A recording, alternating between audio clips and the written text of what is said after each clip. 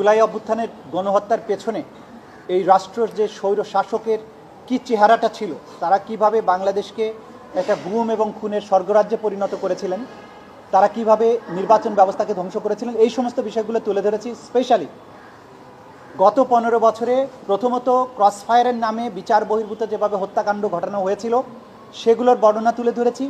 Crossfire এক পর্যায়ে স্থিমিত করে এই মানুষগুলোকে গ্রেপ্তার করে তাদেরকে গ্রেপ্তারের বিষয়টি অস্বীকার করা, গোপন কারাগারে বছরের পর বছর আটক রাখা এবং সেখান থেকে অনেককে মিথ্যা মামলা দিয়ে চালান দেওয়া এবং বাকিদেরকে বিভিন্ন জায়গায় নিয়ে গিয়ে রাতের আধারে হত্যা করে বিভিন্ন নদী নালা খাল বিল বনে জঙ্গলে তাদের লাশ ফেলে দেয়া, নদীতে হত্যা করে তাদের পেট চিরে তার সাথে সিমেন্ট বেঁধে দিয়ে ডুবিয়ে দেয়া,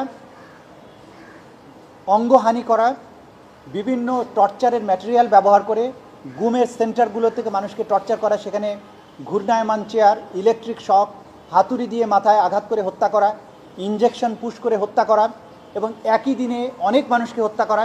এই যে তার কর্মকাণ্ডগুলো ছিল, তাদের এই সরকারের বিভিন্ন এজেন্সিগুলোর মাধ্যমে তারা এই ধরনের অপকর্ম করেছে। সরাসরি প্রধানমন্ত্রীর নির্দেশে তার অন্যান্য যে সহযোগী যারা ছিলেন ক্যাবিনেটে, বিভিন্ন প্রশাসনের বিভিন্ন জায়গা, তাদের মাধ্যমে এই কাজগুলো যে করা হয়েছে একটা সিস্টেমের আওতায় এবং এটাকে একটা কালচারে পরিণত করা হয়েছিল, সেই প্রেক্ষাপটগুলো আমরা বর্ণনা করেছি। এবং এই বর্ণনাগুলো এই মামলার অপরাধীদের অপরাধ প্রমাণের ক্ষেত্রে অসম্ভব গুরুত্বপূর্ণ, কারণ হঠাৎ করে তারা এত বড় অপরাধী হয়নি। তারা প্রথম থেকেই এই বাংলাদেশের মানুষকে শাসন করার নামে কিভাবে একটা জুলুম, কিভাবে ভয়ের একটা রাজ্যে পরিণত করেছিল, সেই বিষয়টা উঠে আসা জরুরি। কারণ এই মামলার মাধ্যমে একটা ঐতিহাসিক প্রেক্ষাপটেরও বিচার করা হচ্ছে, কিভাবে একটা গণতান্ত্রিক পদ্ধতির একটা শাসন ব্যবস্থাকে এই ধরনের একটা নিপীড়ক স্বৈর শাসকে পরিণত করা হয়েছিল, সেই বিষয়টা তুলে আনার জন্যই আমরা পটভূমিগুলো ক্রমান্বয়ে বিশ্লেষণ করছি। এর মধ্যে আমরা আজকে যখন আমাদের এই আর্গুমেন্টগুলো সোশ্যাল মিডিয়ায় লাইভ সম্প্রচারিত হচ্ছিল, সেই সময় আমাদের আন্তর্জাতিক অপরাধ ট্রাইব্যুনালের চিফ প্রসিকিউটর অফিসের যে ফেসবুক পেজ, সেটার উপরে সাইবার অ্যাটাক করা হয়েছে।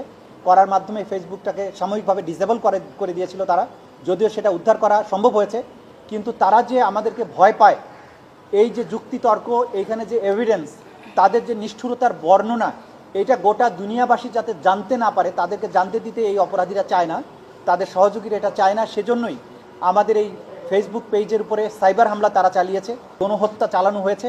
তার বিচার হতে হবে এই রাষ্ট্রকে নিরাপদ রাখার স্বার্থে, আগামী প্রজন্মকে বাংলাদেশে নিরাপদে বসবাসের সুযোগ দিতে, এই দেশকে একটা প্রসপারাস একটা রাষ্ট্রে পরিণত করে আগামী বিশ্বে বাংলাদেশ একটা গুরুত্বপূর্ণ জায়গায় পৌঁছুক, সেরকম একটা রাষ্ট্রে গর্ব করার মতো একটা রাষ্ট্র যাতে আমরা প্রতিষ্ঠিত করতে পারি। সেই কারণে কোনো অপরাধের বিচারহীন যাতে না থাকে, কোনো অপরাধী অপরাধ করে সমাজের দম্ভভরে যাতে বিচরণ করতে না পারে, সেরকম পরিবেশ তৈরি করার স্বার্থেই ন্যায় বিচার, সেটা আমরা ইনশিওর করার চেষ্টা করি। দুর্নীতি অপসারণ নিয়ে বলেছেন।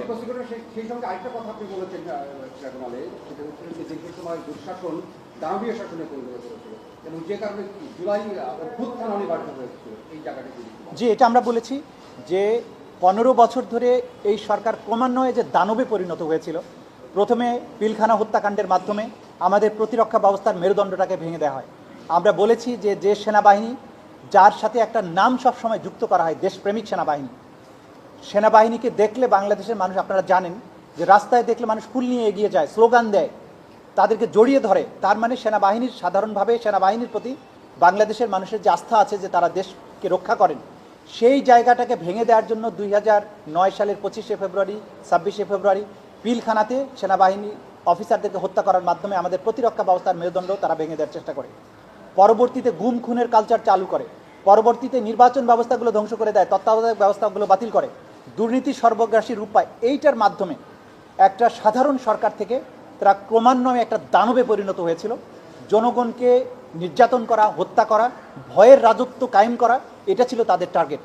এই দানবীয় শাসকই একটা পর্যায়ে এসে 2024-এ আমাদের তরুণ তরতাজা প্রজন্মের উপরে তারা সর্বাত্মক আক্রমণ চালায়, তাদেরকে হত্যা করে। ট্রাইব্যুনালের সামনে পেছনের এই পটভূমিগুলো অত্যন্ত স্পষ্ট থাকা জরুরি। সে কারণে এই পটভূমিগুলো আমরা তুলে ধরছি, সাথে সাক্ষ্য প্রমাণগুলো, এটার যে বাস্তবে কী কী ঘটেছিল সেই সাক্ষ্য প্রমাণগুলো আমরা তুলে ধরছি।